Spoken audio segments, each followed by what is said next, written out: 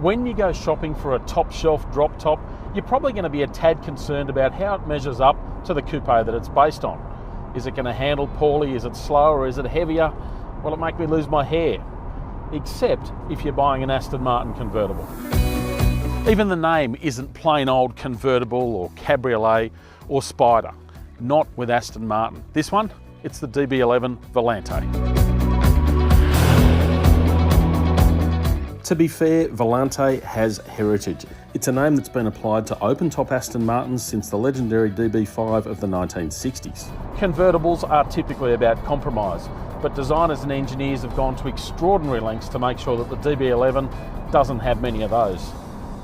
The 8 layers of the roof lining pack into a surprisingly small space, and one that has maintained the design integrity of the coupe.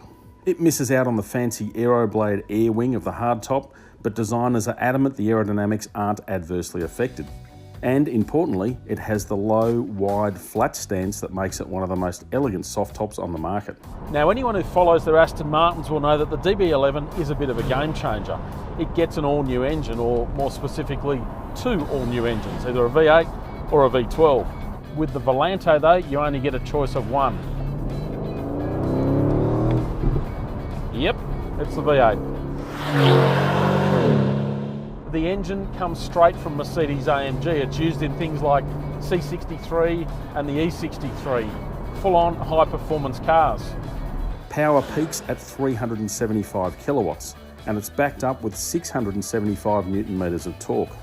And it's that torque figure available from really low in the rev range that makes this car so usable. Yes, the DB11's a sports car, but it's a grand tourer more than anything. It's all about enjoying the drive. And with the convertible, that ethos is multiplied. It's a big car with a big bonnet. And if you want, you can put 4 people in there, although really back there, it's more for the kids. In terms of weight, it's not particularly light, close to 1.9 tonnes. That makes the convertible 110 kilograms heavier than the coupe. And you can notice that weight. It's not as agile as some sports cars, a Ferrari or a Porsche, for example, but it is supremely comfortable. And that's one thing you can see they've spent an enormous effort on, is making sure that this car can lope along and really soak up the drive. But if you want,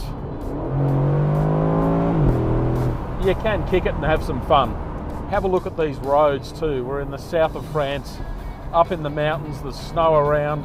It is absolutely spectacular, and the flowing nature of these roads, this car is absolutely at home. With the roof, if all this sunshine and cool breeze is too much, then close it up, and 16 seconds later, you'll be warmer. The DB11 Volante is not the sharpest or the fastest when it comes to the overall driving experience, but it's certainly a swift and exciting way to travel. Enough luxury to make the drive special while pushing plenty of buttons along the way.